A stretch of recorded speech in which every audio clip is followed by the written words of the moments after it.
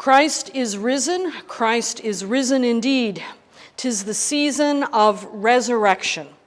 And if there's one thing I've learned after nearly a quarter of a century of preaching on the subject of resurrection, it's that when it comes to resurrection, we look for what we have been conditioned to believe.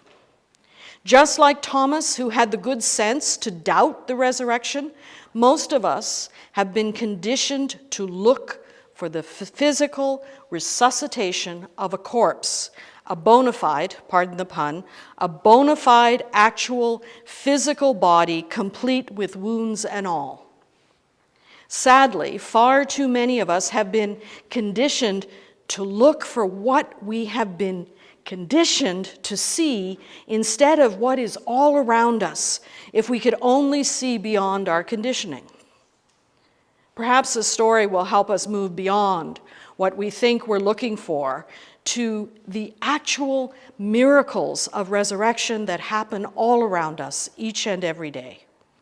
Now, I've told this story before, but then haven't we all heard the story of Thomas every single Easter we've been in church? The story I want to tell you comes from an Irish author. Some of you may know him, Frank McCourt. He wrote Angela's Ashes. This story comes from his own autobiography, Tis. McCourt was a school teacher, and he tells this story about a particular class in which he was trying to challenge the assumptions of his young students. The story begins with a familiar nursery rhyme. You all know it.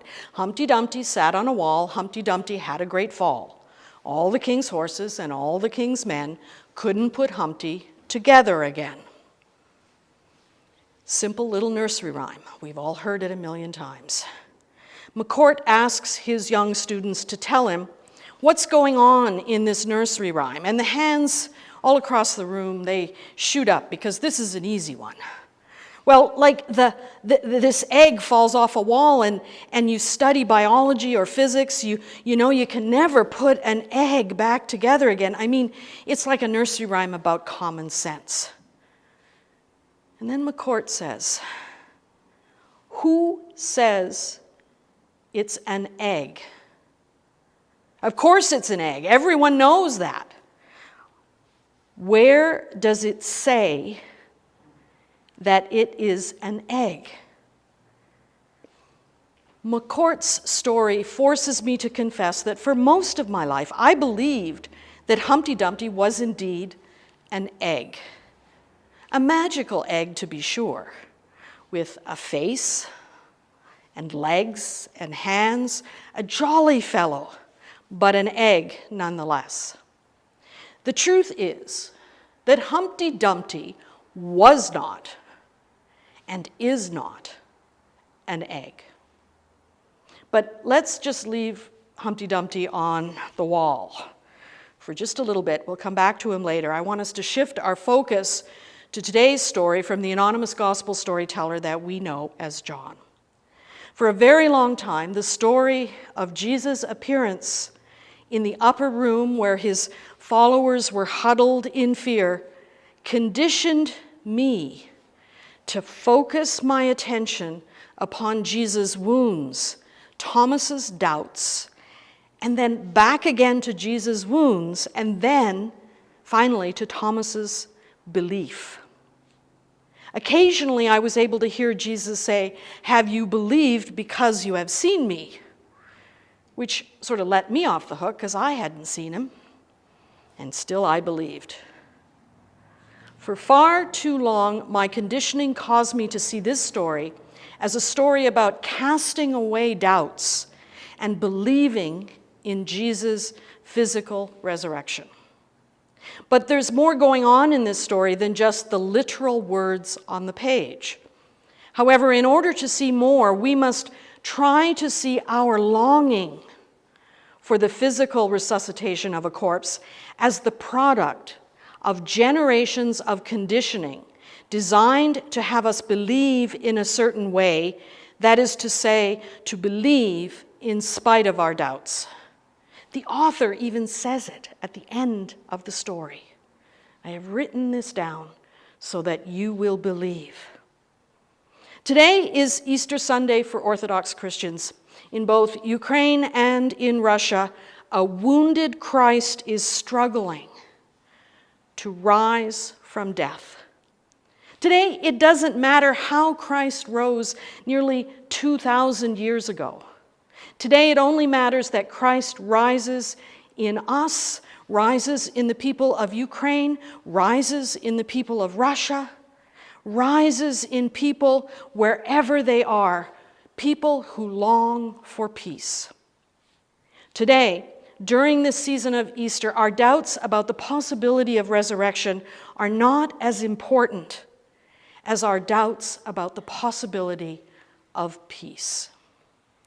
Today, in the midst of colossal violence, it is long past time for us to see beyond our conditioning about what to believe about resurrection, so that we can focus our attention on practicing resurrection.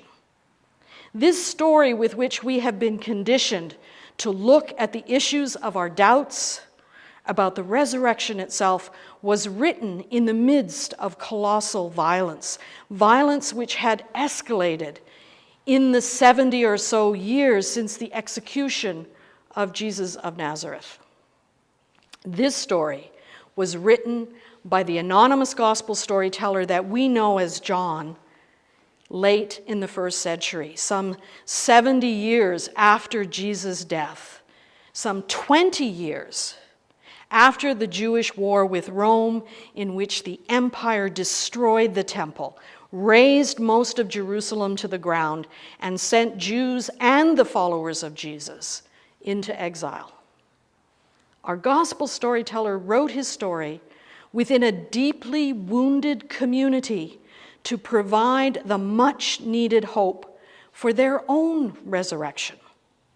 According to this story, a bunch of ragtag Jesus followers were huddled together in fear, just like the community to which our author is writing.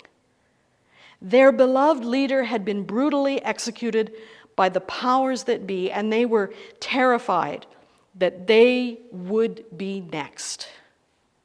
Paralyzed by their fear, hiding behind a locked door, something happened which gave them the strength to burst forth from their own tomb and change the world. I believe that the anonymous gospel storyteller wrote his story the way he wrote to address the fears of the people in his community. According to the story, paralyzed by their fear, hiding behind a locked door, something happened which gave them the strength to transform themselves into more than they had been, cowering there in fear. Their resurrection empowered them to live as followers of Jesus' way of being in the world. It wasn't about believing in resurrection. It was about practicing resurrection. Ever since they began to practice resurrection, people have been trying to figure out exactly what may have happened all those years ago. What could have changed these bumbling, terrified betrayers, abandoners, who seemed to be always getting things wrong, into a bunch of leaders who began a movement that spread throughout the empire within their own lifetimes, and then, based on the power of their witness, spread throughout the world and continues to nourish and sustain millions of people from generation to generation. Now, there are those who will insist that it was the power of Jesus having been physically resuscitated from the dead which motivated his followers to change their lives and the lives of millions who have come after them. I live in the 21st century, as do you, and we have access to all sorts of information that generations who have gone before us did not. Our friend Dominic Crossan makes the point that it is not that those ancient people told literal stories, and we are now smart enough to take them symbolically, but that they told them symbolically, and we are now dumb enough to take them literally. I believe that in order to understand the power of this particular resurrection story, we must move beyond simplistic, literal explanations and open ourselves to the more than literal, symbolic, dare I say, spiritual understanding of resurrection. It is long past time for us to move beyond arguments about a physical resuscitation of Jesus' body. Let me remind you that a generation before our anonymous gospel storyteller wrote his account of Thomas's doubts, somewhere around the years 50 to 53, the Apostle Paul wrote his first letter to the Corinthians, the followers of the way who were located in Corinth, miles away from Jerusalem. And the Apostle Paul wrote that such questions about physical resurrection were in fact, and I quote Paul, stupid. Stupid. That Paul didn't much care about a physical resurrection ought to give us the courage to see the notion of physical resuscitation of Jesus' corpse for the late first century development that it was. It doesn't happen until several generations after Jesus dies. So let us forget about what we have been conditioned to look for in order to see what needs to be seen. Today, in the midst of violence in which our world seems incapable of achieving peace, what can we see in the wounds which are depicted in this story? Jesus suffered the worst of his world's violence. Yet the story of Jesus' way of being in the world continued to be present among those who sought to live as Jesus lived. Death, not even violent death, at the hands of a powerful empire could keep Jesus' commitment to compassionate resistance to the forces of empire from those who longed for the shalom, the reign of God, which Jesus proclaimed with his life. The Basileia ton theon, the empire of God, the God which Jesus knew as Abba. The reign of Abba, the loving parent. The Basileia ton theon, the reign of God that is love, where justice and not violence creates the kind of peace in which everyone has enough to live the abundant life which Jesus insisted he came to give to the world. I have come that you may have life and live it abundantly. Abundant life where everyone has enough to live fully, love extravagantly, and be all that we are created to be. This Basileia ton theon, the reign of divinity, the empire of the love which is God. Abundant life is the shalom we long for. For without justice there can be no peace, and without peace there can only be a lull in the violence. And abundance for some, but not for all. Can we now look beyond what we have been conditioned to see and see the wounded Christ standing in the middle of fearful followers, a vision of the impact of violence, complete with the wounds of violence, saying, Shalom, peace be with you. Can we look beyond what we have been conditioned to see the one wounded by violence bidding us peace? Yes, I do have my doubts about the possibilities of shalom, especially as we are seeing it, this violence played out on our screens, in our living rooms, and around the world.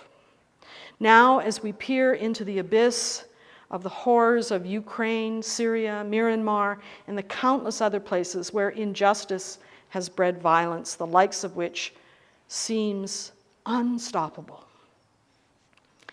So I don't much care about silly arguments about Jesus rising from the dead unless those arguments lead us to a place where we ourselves can claim the power of resurrection to create a hunger for shalom, a passion for the justice which creates peace.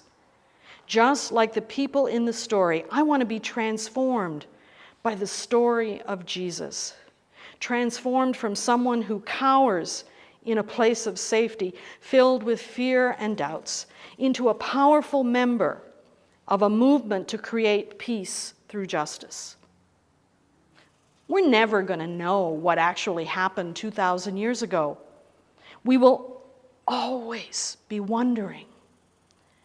But we do know that whatever did happen, it transformed a people hiding from the endless violence into courageous followers of a way of being in the world which death cannot destroy.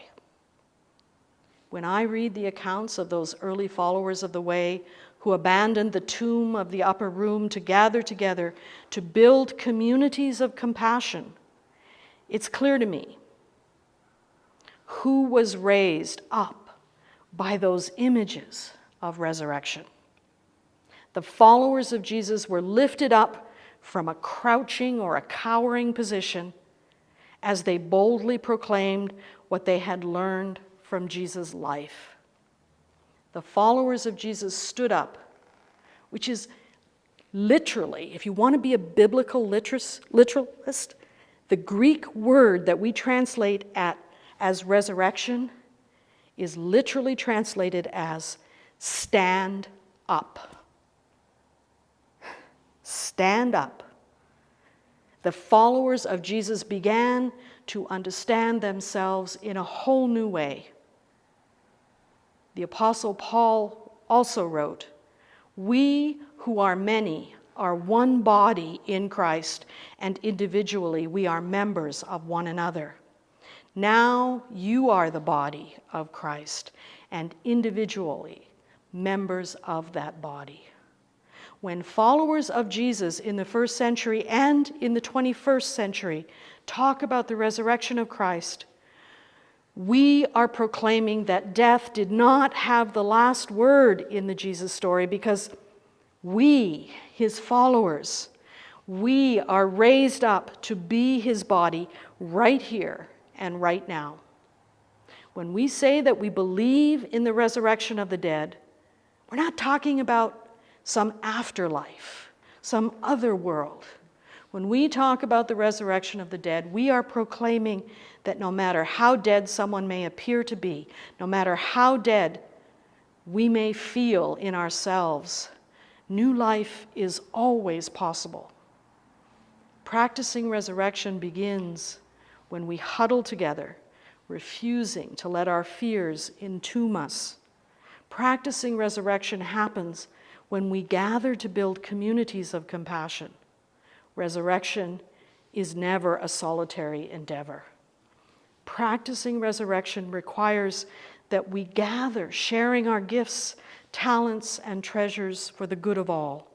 Practicing resurrection happens when we empower one another to rise, to stand up.